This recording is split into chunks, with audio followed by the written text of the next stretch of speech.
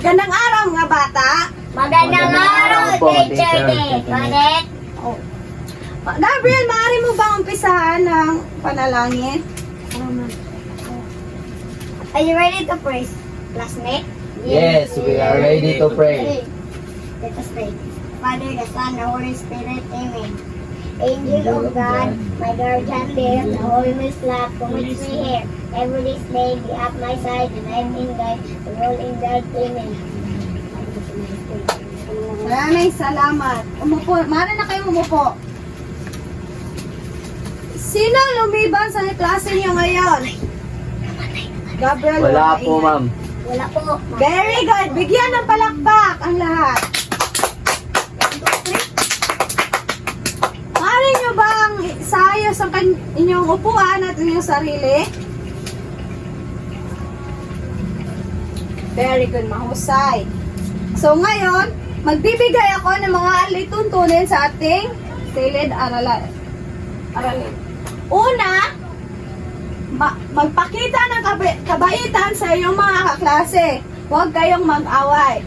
Pangalawa, subukan ng iyong makakaya at matuto mula sa iyong mga pagkakamali. Pangatlo, panatilihing malinis at maayos ang iyong spasyo sa pag-aaral.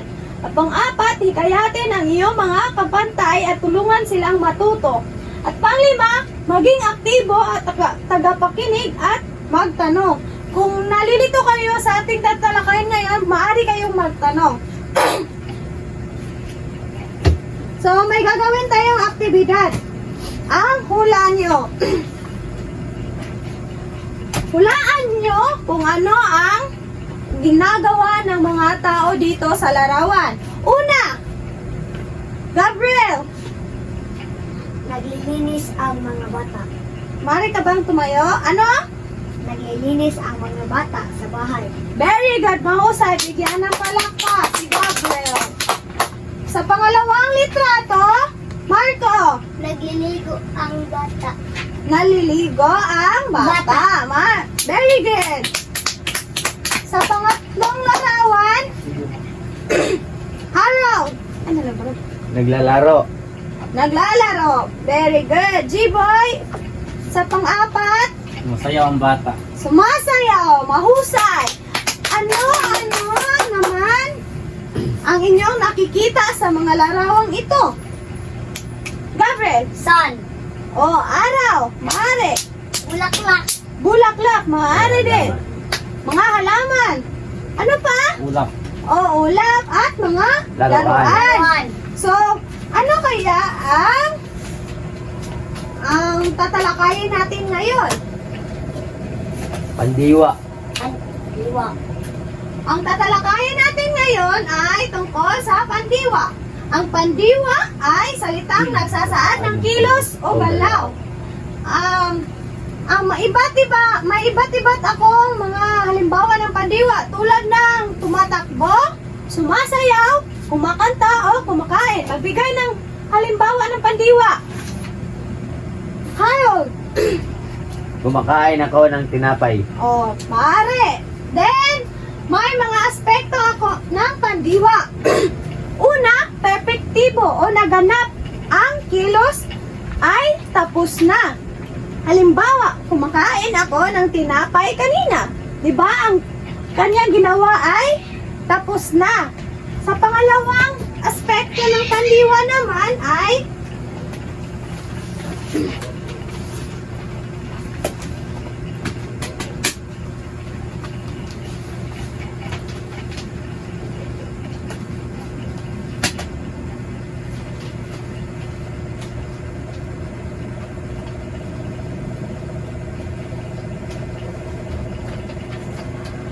ang pangalawang aspekto ng pandiwa ay imperfectibo o nagaganap ang kilos sa kasalukuyan niyang ginagawa.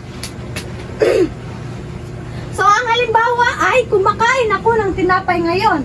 Halimbawa, kumakain ka ng tinapay ngayon lang. Then, ang pangatlong aspekto ng pandiwa ay contemplatibo o magaganap pa.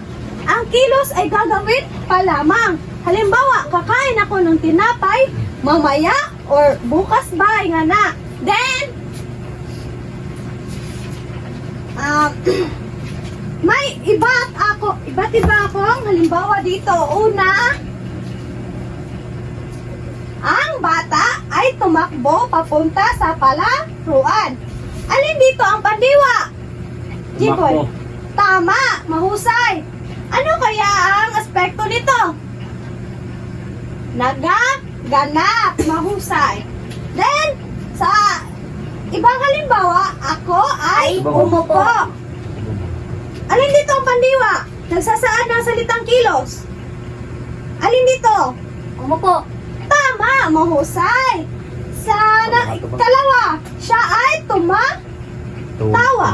Or tumawa. Tawa. Oh, alin dito ang salitang kilos? Tumawa. Mahusay, Gabriel. Sa pangatlo, tayo ay Aral. aral. Oh, alin dito ang salitang kilos? Aral. Oh, nag-aaral, mahusay. May mga katanungan ako dito. Ano kaya ang pandiwa? Sino maaari makasagot? Pandiwa daw. Ano ang pandiwa? Ito ay Ito ay salitang salitang nagsasaad sasaan ng kilos na kilos o o gulay. galaw. Galaw. Galaw, okay. Okay lang. Then, sa pangalawang tanong, ano kaya ang iba't ibang aspekto ng pandiwa? Marco? Perfect. Tibo. Tama, mahusay. Very good. Ano ang pangatlong aspekto, Harold? Kontemplatibo. Pangalawa. Kontemplatibo at Imperfectibo. imperfectibo, mahusay. Then, paano natin makikilala ang bawat aspekto ng pandiwa? Makikilala natin ang aspekto ng pandiwa sa pamamagitan ng pagtukoy kung kailan ito nagaganap. Mahusay! Tama! Palakpak! Palakpak, Marco! Bakit mahalaga ang pandiwa sa pagbuo ng mga pangungusap? J-Boy! Malaga ang pandiwa dahil ito ang nagbibigay buhay sa pangungusap sa pamamagitan ng pagpapahayag ng kilos o estado ng paksa. Tama! Mahusay! Very good, Cass! Then, naintindihan niyo ba ang ating talakayin ngayon? Opo, ma'am. Opo, ma'am. Very good! Mahusay! So, magbibigay ako ng pasulit sa inyo. Kumuha ng isang buong papel. At, panuto.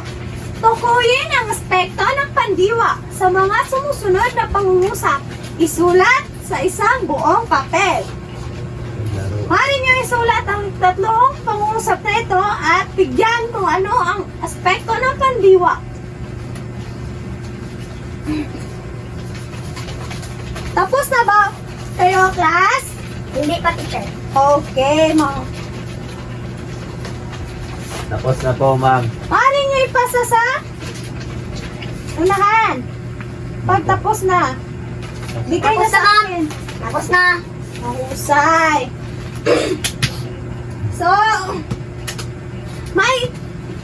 magbibigay ako ng inyong takdang aralin. Ito ay magsaliksik ng iba pang halimbawa ng mga pangungusap na may iba't ibang aspekto ng pandiwa. Isulat ang mga ito sa inyong kwaderno. Malinaw ba, mga bata? Opo, ma'am. Mahusay. So, ang pandiwa ay ang salitang nagsasaad o kilos o galaw. May tatlong aspekto ang pandiwa. Ito ay perpektibo, imperfektibo, at kontemplatibo. Ang pag-unawa sa mga aspekto ng pandiwa ay makakatulong sa pagbuo ng mga pangungusap. Mahusay. Naintindihan niyo ba ang ating paksang tinalakay ngayon? Opo, Opo, ma'am. ma'am. Opo, ma'am. So, tapos na tayo, mga bata. Ito ang aking paksang tinalakay. Ang pandiwa.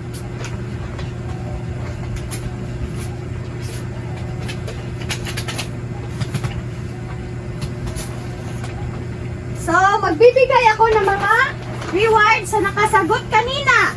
Sino ang nakasagot? Ako, ma'am. Oh, Gabriel. Ito po.